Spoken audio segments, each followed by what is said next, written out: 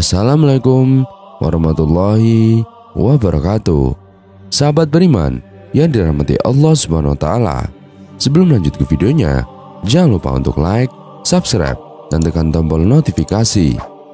Dalam khazanah Islam, sosok Dajjal sangat terkenal. Dia adalah antagonis yang dibenci sekaligus ditakuti karena niatnya yang akan menebar angkara murka dan fitnah di akhir zaman. Dajjal akan muncul menjelang kiamat.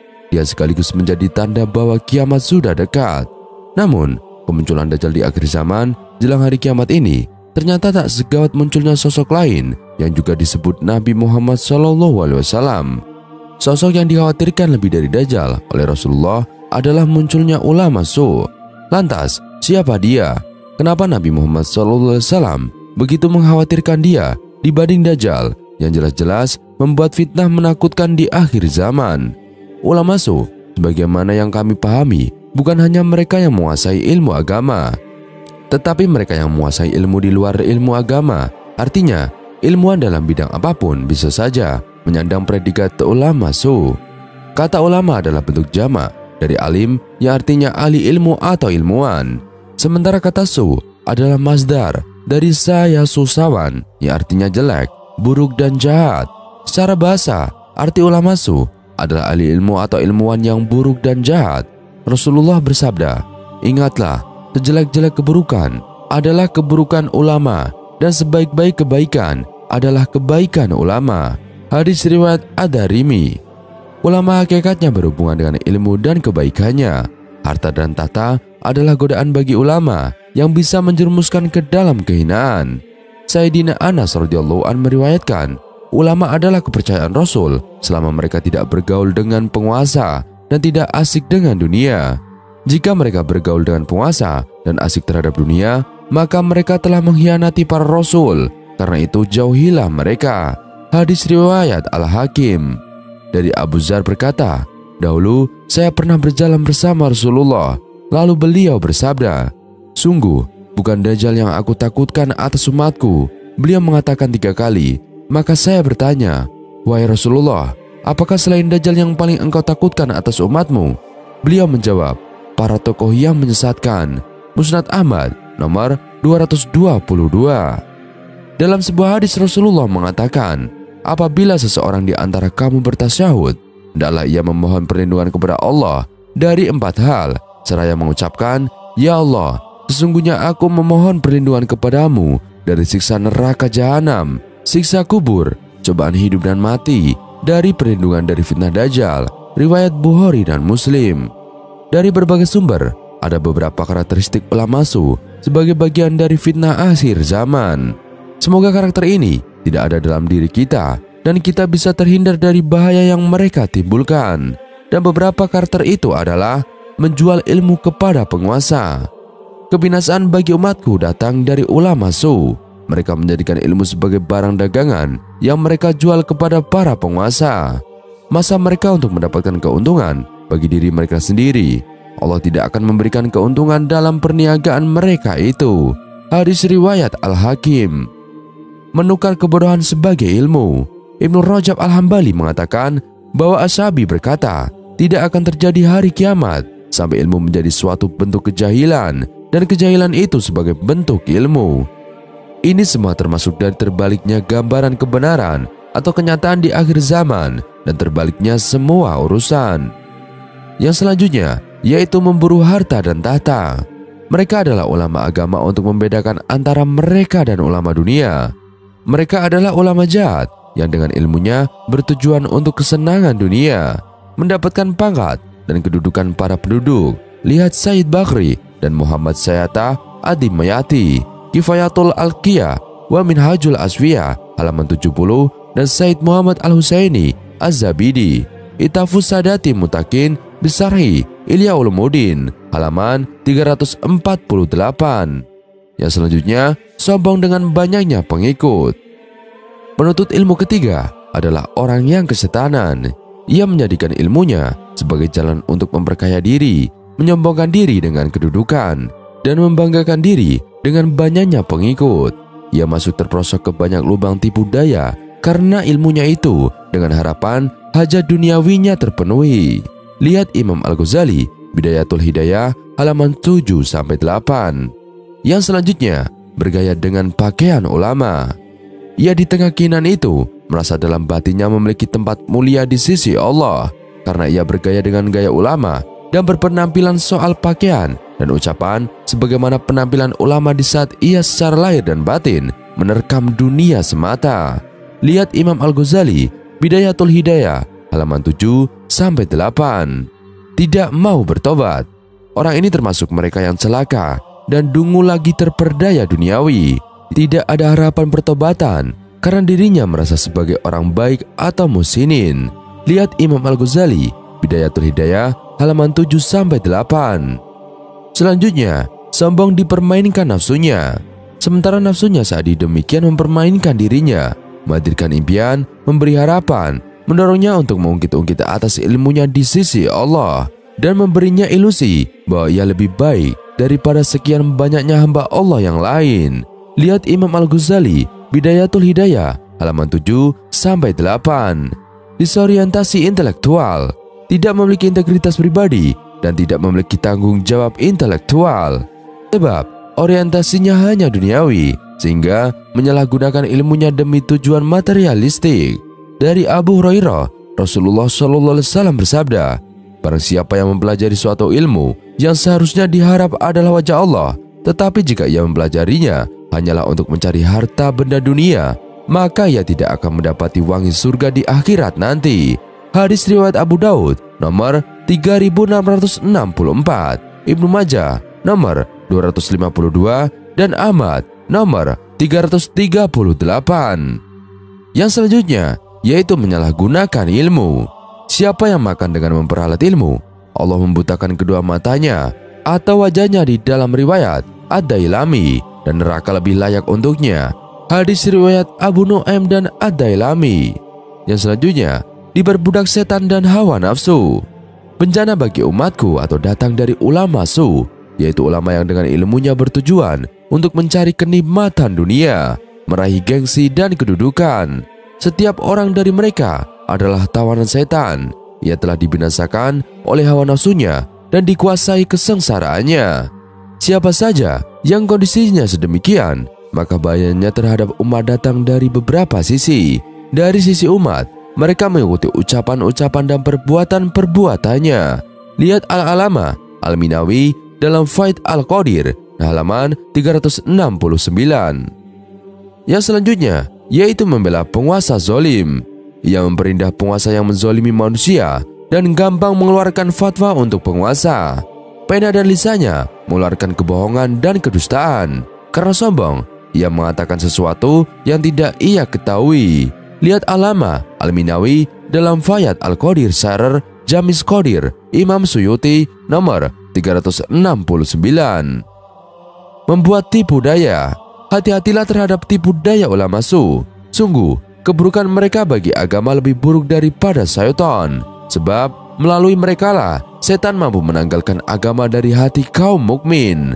Atas dasar itu, ketika Rasulullah ditanya tentang sejahat-jahat makhluk, beliau menjawab, "Ya Allah, berilah ampunan." Beliau menyebut sebanyak 3 kali, lalu bersabda, mereka adalah ulama su. Hujatul Islam Imam Al-Ghazali. Menjilat penguasa. Ulama su, orang bergelar ulama atau intelektual yang menjilat penguasa dan menjadikan kaum kafir sebagai teman karib, serta menafsirkan Al-Quran sekehendak nafsunya. Dengan bahasa Umar bin Khattab, ulama su adalah mereka yang munafik tapi berilmu. Lalu, bagaimana ciri ulama su? Said Bakir bin Muhammad Syaita Ad-Dimyati dalam Kifayatul Adqiyah mengatakan sebagai berikut, mereka adalah ulama agama untuk membedakan antara mereka dan ulama dunia. Mereka adalah ulama jahat yang dengan ilmunya bertujuan untuk kesenangan dunia, mendapatkan pangkat dan kedudukan pada penduduk. Lihat Said Bakri bin Muhammad Syaita Ad-Dimyati, Kifayatul Adqiyah wa Minhajul Asfiyah. Sebenarnya, apa yang disampaikan Said Bakri bin Muhammad Syaita Ad-Dimyati bukanlah pertama kali. Sebelumnya, Imam Al-Ghazali sudah menulis ini terlebih dahulu dalam Ihya Ulumuddin. Berikut ini kami kutip Syarah Ihya Ulumuddin karya Said Muhammad Al-Husaini Az-Zabidi. Yang kamu maksud dengan ulama-ulama dunia adalah ulama jahat. Imam Al-Ghazali menyifati mereka demikian karena kerendahan kedudukan mereka di sisi Allah dan kehinaan semangat mereka di mana mereka menggunakan sesuatu yang terpuji untuk sesuatu yang tercela. Mereka adalah orang yang dengan meraih ilmunya bertujuan untuk kesenangan dunia, hidup senang dengan perhiasan dunia, yaitu menghias rumah dengan permadani mewah, menggantungkan gorden padanya, menghiasi diri dengan pakaian lukas, dan memperindah rumah dengan kasur yang elok, atau mendapatkan dengan ilmunya pangkat dan kedudukan yang tinggi pada penduduk dunia. Lihat Said Muhammad Al-Husaini Az-Zabidi, Itafus Sadati, Mutakin Bisarhi Ilya Ulumuddin. Dari sini kita mendapatkan gambaran bahwa ulama su adalah ilmuwan secara umum yang menyalahgunakan ilmunya untuk kepentingan duniawi apapun bentuk kepentingannya. Artinya, jangan dipahami bahwa ulama su adalah sarjana-sarjana yang mempelajari ilmu sekuler. Pemahaman ini tidak relevan sama sekali. Sedangkan dalam konteks ahli ilmu agama, Imam Al-Ghazali menyebut sejumlah ciri-ciri ulama su. Imam Al-Ghazali menjelaskan 3 jenis niat orang dalam menuntut ilmu. Salah satunya adalah ulama yang salah niat dalam menuntut ilmu agama. Inilah yang kemudian disebut sebagai ulama su, sebagai keterangan Imam Al-Ghazali dalam kitab Bidayatul Hidayah berikut ini. Penuntut ilmu ketiga adalah orang yang kesetanan, yang menjadikan ilmunya sebagai jalan untuk memperkaya diri, menyombongkan diri dengan kedudukan, dan membanggakan diri dengan banyaknya pengikut. Ia masuk terperosok ke banyak lubang tipu daya karena ilmunya itu dengan harapan hajat duniawinya terpenuhi. Ia ada di tengah kehinaan itu, merasa dalam batinnya memiliki tempat mulai di sisi Allah karena ia bergaya dengan gaya ulama dan berpenampilan soal pakaian dan ucapan sebagaimana penampilan ulama di saat ia secara lahir dan batin menerkam dunia semata. Orang ini termasuk mereka yang celaka dan mereka yang dungu lagi terperdaya. Tiada harapan untuk pertobatannya karena ia sendiri merasa sebagai orang baik atau musinin. Ia lalai atas firman Allah, "Wahai orang yang beriman, kenapa kalian mengatakan apa yang tidak kalian lakukan?" Ia termasuk orang yang dikatakan oleh Rasulullah SAW dalam sabdanya, "Ada sesuatu yang aku khawatirkan pada kalian daripada selain Dajjal." Para sahabat bertanya, "Apakah itu wahai utusan Allah?" Nabi Muhammad SAW menjawab, "Ulama yang jahat." Kenapa demikian? Karena tujuan Dajjal hanya menyesatkan orang lain. Sedangkan ulama seperti ini sekalipun memalingkan orang lain daripada dunia melalui ucapan dan perkataannya. Ia mengajak orang mencintai dunia melalui perbuatan dan perilaku kesehariannya. Sementara bahasa tubuh lebih efektif daripada bahasa verbal. Tabiat manusia menurut tabiatnya lebih cenderung membantu pada perbuatan dibanding mengikuti perkataan. Mafsadat yang ditimbulkan oleh perilaku ulama jahat yang terperdaya ini lebih banyak dibanding kemaslahatan yang ditimbulkan oleh perkataannya. Pasalnya, orang awam entahkan nekat mencintai dunia tanpa sebab kenekatan dari ulamanya, sehingga ilmunya menjadi sebab atas kenekatan hamba Allah yang lain dalam bermaksiat. Sementara nafsunya saat demikian mempermainkan dirinya, menghadirkan impian, memberi harapan, mendorongnya untuk mengungkit-ungkit atas ilmunya di sisi Allah, dan memberinya ilusi bahwa ia lebih baik daripada sekian banyaknya hamba Allah yang lain. Lihat Imam Al-Ghazali, Bidayatul Hidayah, Darul Ilya, Kutubil Arabiyah, tanpa catatan tahun, halaman 7-8. Ulama su, orang berilmu yang buruk. Dalam Al-Quran, Allah Azza wa Jalla menyebutkan kisah seorang yang berilmu namun digelari buruk. Allah Azza wa Jalla berfirman dalam surat Al-A'raf ayat ke-175 sampai dengan ayat ke-177. Dan bacakanlah kepada mereka berita orang yang telah kami berikan kepadanya ayat-ayat kami, pengetahuan tentang isi Alkitab. Kemudian dia melepaskan diri daripada ayat-ayat itu. Lalu dia diikuti oleh syaitan sampai dia tergoda. Maka jadilah dia termasuk orang-orang yang sesat. Dan kalau kamu menghendaki sesungguhnya, kamu tinggikan derajatnya dengan ayat itu, tetapi dia cenderung kepada dunia dan menurutkan hawa nafsunya yang rendah. Maka perumpamaannya seperti anjing. Jika kamu menghalaunya, diulurkannya lidahnya, dan jika kamu membiarkannya, dia mengulurkan lidahnya juga. Demikian itulah perumpamaan orang-orang yang mendustakan ayat-ayat kami. Maka ceritakanlah kepada mereka kisah-kisah itu agar mereka berpikir. Amat buruklah perumpamaan orang-orang yang mendustakan ayat-ayat kami, dan kepada diri mereka sendirilah mereka berbuat zolim. Ilmu syar'i bisa membimbing orang yang memilikinya untuk menghiasi dirinya dengan akhlak-akhlak terpuji, juga bisa mengangkatnya ke derajat dan kedudukan tertinggi. Ini jika ilmu dia mengamalkan ilmu yang Allah Azza wa Jalla menganugerahkan kepadanya dengan ikhlas karena Allah Azza wa Jalla. Namun sebaliknya, jika dia meninggalkan ilmu yang bersumber dari Al-Quran dan hadis tersebut dan mencampakkan akhlak yang diperintahkan oleh keduanya, melepasnya sebagaimana dia melepaskan bajunya, maka dia akan tawanan syaitan. Dia terlempar dari benteng yang kokoh dan berada dalam kondisi terburuk. Maksiat demi maksiat akan dia lakukan. Berikut adalah ciri-ciri orang yang berilmu tapi buruk tersebut.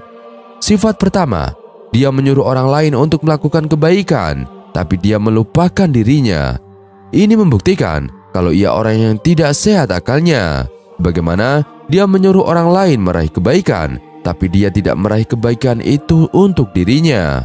Allah Azza wa Jalla berfirman, "Mengapa kamu suruh orang lain mengerjakan kebaikan, dan kamu melupakan diri kewajibanmu sendiri? Padahal kamu membaca Alkitab, Taurat, maka tidaklah kamu berpikir." Surat Al-Baqarah ayat 44. Rasulullah SAW bersabda, "Perumpamaan seorang alim yang mengajarkan kebaikan kepada manusia, namun ia melupakan dirinya sendiri, laksana sebuah lilin yang menerangi orang sambil membakar dirinya." Beliau Nabi Muhammad SAW juga bersabda, "Pada malam aku diisrohkan oleh Allah, aku melihat orang-orang yang mulutnya digunting dengan gunting-gunting dari neraka. Maka aku berkata, 'Siapa mereka, wahai Jibril?' Maka ia menjawab, 'Mereka adalah penceramah dari umatmu yang menyuruh orang melakukan kebaikan, namun mereka melupakan dirinya sendiri. Mereka membaca Alkitab, tidakkah mereka berakal?' Sifat yang kedua, perbuatannya melebihi perkataannya. Ini salah satu ciri mereka dan itu akan mengundang murka Allah Azza wa Jalla. Sebagaimana firman-Nya dalam Al-Quran, surat As-Saff ayat 2 dan ayat 3. Rasulullah SAW juga bersabda, "Seorang laki-laki didatangkan pada hari kiamat, lalu dilemparkan ke dalam neraka, sehingga isi perutnya terurai. Lalu ia berputar-putar seperti keledai berputar-putar mengitari alat giling. Para penghuni neraka mengerumuninya seraya bertanya, 'Wahai fulan, ada apa denganmu? Bukankah engkau dahulu menyuruh orang melakukan perbuatan ma'ruf dan mencegah perbuatan mungkar?' Ia menjawab, 'Benar, aku dahulu biasa menyuruh orang melakukan perbuatan ma'ruf, tapi aku tidak melakukannya. Aku mencegah kemungkaran, tetapi justru aku melakukannya.'" Ibnul Qayyim rahimakumullah mengatakan, orang-orang berilmu namun buruk itu duduk di pintu surga dengan ucapan-ucapan. Mereka mengajak manusia untuk masuk ke dalamnya, namun mereka mengajak manusia untuk masuk ke neraka dengan perbuatannya. Saat lisan mereka berkata, "Ayolah kemari," perbuatan-perbuatan mereka berkata, "Janganlah, kalian dengar ajakan itu." Andai apa yang mereka serukan itu benar, tentu merekalah yang pertama kali memenuhi seruan itu. Mereka terlihat bagai petunjuk jalan, namun sejatinya mereka perampok. Ilmu mereka tidak bermanfaat dan tidak mendatangkan kebaikan untuk dirinya. Oleh karena itu, Rasulullah SAW bersabda, "Memohon perlindunganlah kepada Allah dan ilmu yang tidak bermanfaat." Beliau, Nabi Muhammad SAW berdoa, "Wahai Allah, sesungguhnya aku berlindung kepadamu dari ilmu yang tidak bermanfaat, dari hati yang tidak khusyuk, dari nafsu yang tidak pernah puas, dan dari doa yang tidak dikabulkan." Sifat yang ketiga, mereka hanya ingin meraih kesenangan dunia yang fana serta ridho manusia. Allah Subhanahu wa Ta'ala berfirman, "Dan kalau kami menghendaki, sesungguhnya kami tinggikan derajatnya dengan ayat-ayat itu, tetapi dia cenderung kepada dunia dan menurutkan hawa nafsunya yang rendah." Surat Al-A'raf ayat 176. Nabi Muhammad SAW dengan tegas bersabda, "Barang siapa mencari ridha Allah dengan sesuatu yang terkadang menyebabkan orang lain tidak menyukainya, maka Allah akan meridhoinya dan Allah akan membuat orang lain menjadi ridho kepadanya.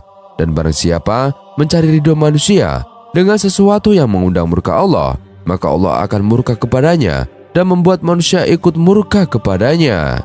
Jadi, orang yang berakal sehat sangat berantusias untuk meraih ridho Allah Azza wa Jalla, meskipun dengan sesuatu yang terkadang membuat manusia menjadi murka. Dan sebaliknya, orang yang berilmu namun buruk, dia terus berupaya menggapai ridho manusia meskipun dimurkai oleh Allah Azza wa Jalla. Diriwayatkan dari Al-Walid bin Walid, Abu Utsman Al-Maidani, bahwa Uqbah bin Muslim pernah mengabarkan kepadanya bahwa Sufai Al-Asbahi mengabarkan bahwa ia pernah masuk ke kota Madinah dan mendapati seseorang yang dikerubungi banyak orang. Ia berkata, "Siapa ini?" Orang-orang itu menjawab, "Abu Hurairah." Mendengar jawaban itu, aku mendekat dan duduk di depannya. Ketika itu, beliau radhiyallahu an sedang menyampaikan hadis-hadis kepada orang banyak. Setelah beliau selesai, aku berkata, "Saya mohon dengan sungguh-sungguh, sudilah kiranya Anda mengajari saya sebuah hadis yang Anda dengar, hafal, dan pahami langsung dari Rasulullah." Abu Hurairah radhiyallahu an menjawab, "Baiklah, saya akan mengajari Anda sebuah hadis yang saya dengar, hafal, dan pahami langsung dari Rasulullah SAW." Namun sebelum menyampaikan hadis ini, beliau radhiyallahu an sempat tak sadarkan diri, dan akhirnya beliau Abu Hurairah radhiyallahu an menyampaikan hadis ini. Rasulullah SAW bersabda, "Sesungguhnya pada hari kiamat kelak, Allah akan turun untuk mengadili para hambanya. Seluruh umat manusia datang berlutut. Yang pertama kali diadili adalah seorang ahli Al-Quran, orang yang gugur di medan jihad, dan orang yang memiliki harta yang banyak. Allah Azza wa Jalla bertanya kepada yang ahli Al-Quran, 'Bukankah aku telah mengajarimu kitab suci yang aku turunkan kepada Rasulku?' Orang itu menjawab, 'Benar wahai Robku.' Allah Azza wa Jalla bertanya lagi, 'Lalu apa yang engkau lakukan dengan ilmumu itu?' Dia menjawab, 'Aku amalkan ilmuku siang dan malam.'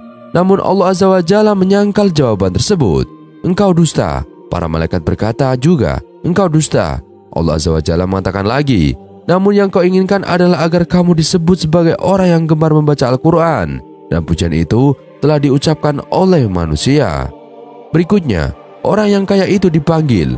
Allah Azza wa Jalla bertanya, 'Bukankah aku telah melapangkan rezekimu sehingga engkau tidak lagi membutuhkan orang lain?' Orang itu menjawab, 'Benar wahai Robku.' Allah Azza wa Jalla bertanya lagi, 'Lalu engkau gunakan untuk apa harta yang aku berikan itu?' Dia menjawab, 'Untuk menyambung silaturahmi dan bersedekah.' Allah Subhanahu wa Ta'ala menyangkalnya, 'Engkau dusta.' Para malaikat pun berkata, 'Engkau dusta.' Allah Azza wa Jalla berkata lagi, 'Niatmu tidak lain agar disebut sebagai orang dermawan, dan pujian itu telah diucapkan oleh banyak orang.' Giliran selanjutnya, orang yang gugur di medan jihad dipanggil. Allah Azza wa Jalla bertanya, 'Untuk urusan apa engkau terbunuh?' Dia menjawab, 'Wahai Robku, aku disuruh untuk berjihad di jalanmu, maka aku berperang hingga aku gugur.' Lalu Allah Azza wa Jalla menyanggah, 'Engkau dusta.' Para malaikat pun berkata, 'Engkau dusta.' Allah Azza wa Jalla berkata lagi, 'Akan tetapi engkau ingin agar disebut sebagai seorang pemberani, dan pujian itu telah diucapkan oleh banyak orang, atau dengan kata lain, pujian itu telah engkau dapatkan.' Kemudian Nabi Muhammad SAW menepuk lututku sembari bersabda, 'Wahai Abu Hurairah, 3 golongan itu adalah makhluk Allah yang pertama kali dijadikan bahan bakar api neraka.'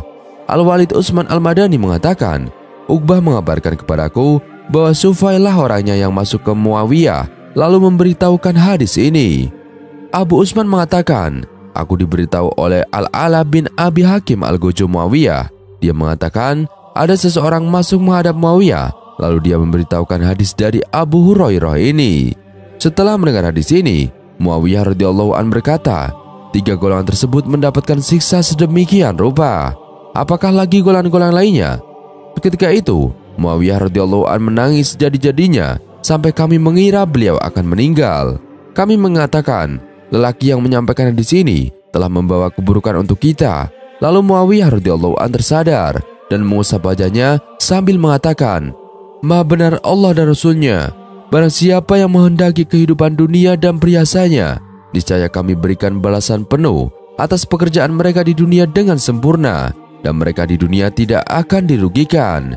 Itulah orang-orang yang tidak memperoleh sesuatu di akhirat kecuali neraka, dan sia-sialah di sana apa yang telah mereka usahakan di dunia, dan terhapuslah apa yang telah mereka kerjakan. Surat Hud ayat 15-16. Sifat keempat, mereka itu yang mengajak ke pintu-pintu neraka. Huzaifah bin Yaman radhiyallahu an berkata, dahulu orang-orang bertanya kepada Rasulullah SAW tentang kebaikan, sedangkan aku bertanya kepada beliau Nabi Muhammad SAW tentang keburukan, karena khawatir keburukan itu akan menimpaku. Aku bertanya, wahai Rasulullah, dahulu kita berada dalam kondisi jahiliyah dan keburukan. Lalu Allah Azza wa Jalla mendatangkan kebaikan atau Islam ini. Apakah setelah kebaikan ini akan ada keburukan lagi?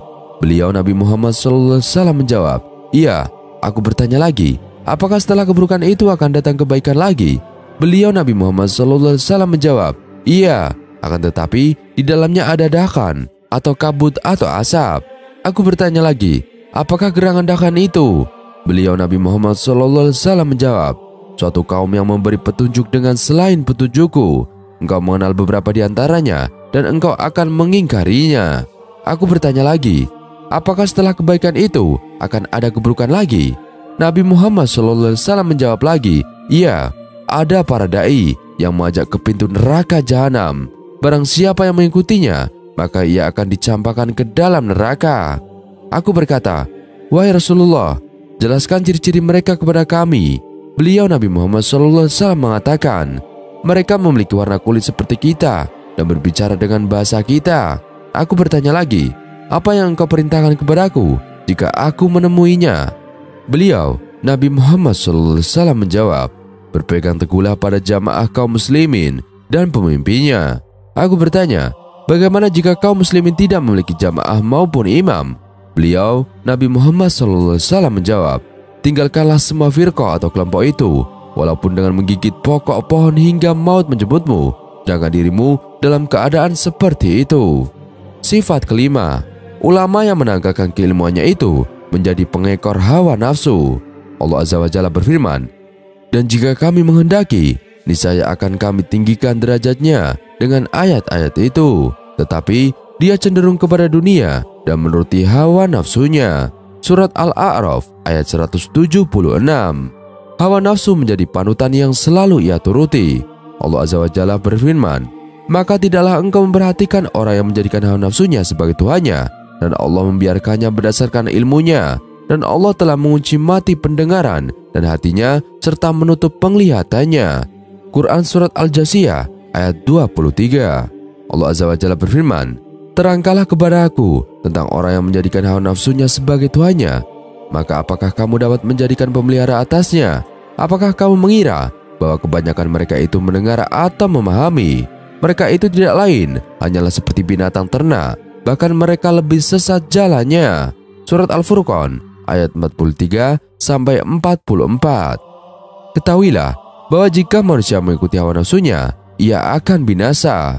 Rasulullah SAW bersabda, tiga yang membinasakan yaitu sifat kikir yang dipatuhi, hawa nafsu yang dituruti, dan berbangga dengan diri sendiri. Hawa nafsu menghalangi seorang hamba untuk tunduk dan patuh kepada Allah Azza wa Jalla dan Rasulullah SAW. Oleh karena itu, Allah Azza wa Jalla berfirman, maka jika mereka tidak menjawab tantanganmu, ketahuilah mereka hanyalah pengikut hawa nafsunya. Dan siapakah yang lebih sesat daripada orang yang mengikuti hawa nafsunya tanpa mendapatkan petunjuk dari Allah sedikit pun? Sesungguhnya Allah tidak memberi petunjuk kepada orang-orang yang zalim. Quran Surat Al-Qasas ayat 50. Hawa nafsu juga menjauhkan seseorang hamba dari jalan Allah. Bagaimana firman-Nya, wahai Daud, sesungguhnya engkau kami jadikan khalifah di bumi, maka berilah keputusan di antara manusia dengan adil, dan janganlah engkau mengikuti hawa nafsu, karena akan menyesatkan engkau dari jalan Allah. Sesungguhnya orang-orang yang sesat dari jalan Allah akan mendapatkan azab yang berat karena mereka melupakan hari perhitungan. Surat Shad ayat 26. Tanda-tanda ulama su atau buruk yang diungkap Imam Al-Ghazali. Berhati-hatilah pada ulama su, yakni ulama yang buruk atau jahat. Bukannya membimbing umat agar selamat dunia dan akhirat, ulama su justru menjerumuskan umat pada kehancuran dan kesesatan. Imam Al-Ghazali dalam kitab Bidayah Al-Hidayah memaparkan sifat-sifat ulama su serta bahayanya keberadaan mereka di tengah-tengah umat. Imam Al-Ghazali menjelaskan, ulama su menjadikan ilmunya sebagai alat untuk mengeruk kekayaan dunia semata. Tak hanya itu, dia juga suka membangga-banggakan, menyombongkan dirinya dengan banyaknya orang yang mengikuti dan memujanya. Dia menyampaikan ilmunya ke berbagai tempat semata agar dirinya bisa terkenal, kaya, dan nafsu dunianya terpenuhi. Celakanya lagi, Dia merasa paling mulia dan menjadi ulama yang dekat dengan Allah Subhanahu wa Ta'ala. Ulama su berpenampilan menyerupai ulama, padahal dirinya bergelimang dunia lahir batinnya. Orang berilmu jenis ini, sebagaimana dikatakan Nabi Muhammad SAW disebut ulama su, ulama yang suka memutarbalikan fatwa, yang memperalat ilmu agama untuk kepentingan dunia dan merasa benar. Orang yang ketiga, setan menguasainya, maka menjadikan ilmunya sebagai alat untuk memperbanyak harta dan untuk berbangga-bangga dengan pangkat dan bersombong-sombongan dengan banyaknya pengikutnya. Dia masuk dengan ilmunya kepada setiap pintu masuk karena berharap bisa memenuhi keduniaan hajat nafsunya. Sudah seperti itu, dia masih menyimpan perasaan bahwa dia memiliki kedudukan yang tinggi di sisi Allah Subhanahu wa Ta'ala. Karena dia bergelar dengan gelarnya ulama dan berpenampilan seperti penampilannya ulama dalam pakaiannya, dalam ucapannya, serta bergelimang dunia zahir dan batinnya, maka dia orang yang celaka, orang yang dungu, karena harapan bertobatnya terputus. Karena prasangka dia bahwa dia dari golongan orang yang baik, dia lalai firman Allah Subhanahu wa Ta'ala, "Wahai orang-orang yang beriman, kenapakah kamu mengatakan sesuatu yang tidak kamu kerjakan?" Quran Surat As-Saff ayat 2. Dia termasuk orang yang Rasulullah SAW bersabda tentang mereka, "Ada selain Dajjal, yang saya lebih khawatirkan menghancurkan kalian selain Dajjal." Lalu dikatakan, "Apa itu wahai Rasulullah?" Beliau bersabda, "Yaitu ulama jahat." Lebih lanjut, Imam Al-Ghazali menjelaskan bahwa ulama su kendati pun menyampaikan pada manusia untuk menjauhkan diri dari dunia, tetapi sejatinya dia mengajak manusia untuk cinta dunia. Sebab mereka mencontohkan dengan perilakunya yang cinta dunia, maka banyak orang yang terjerumus karena cenderung mengikuti perilaku ulama su yang lebih mencintai dunia. Ini karena tujuan Dajjal itu menyesatkan, dan ulama su seperti ini, meskipun dia menjauhkan umat manusia dari dunia dengan lisan dan ucapannya, tetapi sejatinya dia mengajak pada manusia pada dunia dengan perilaku dan tingkah lakunya. Bahasa perilaku itu lebih fasih dari bahasa lisan.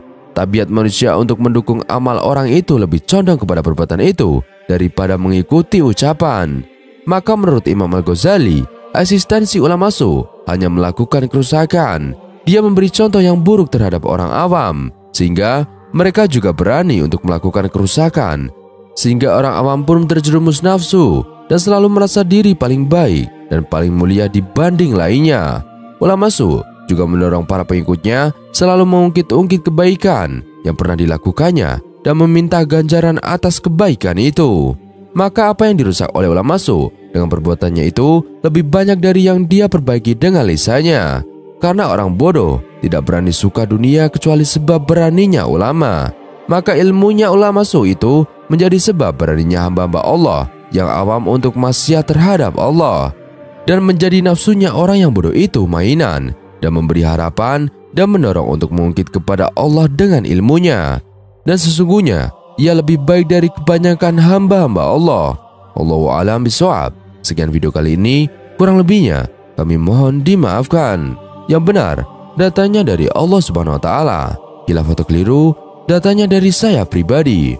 Wassalamualaikum warahmatullahi wabarakatuh.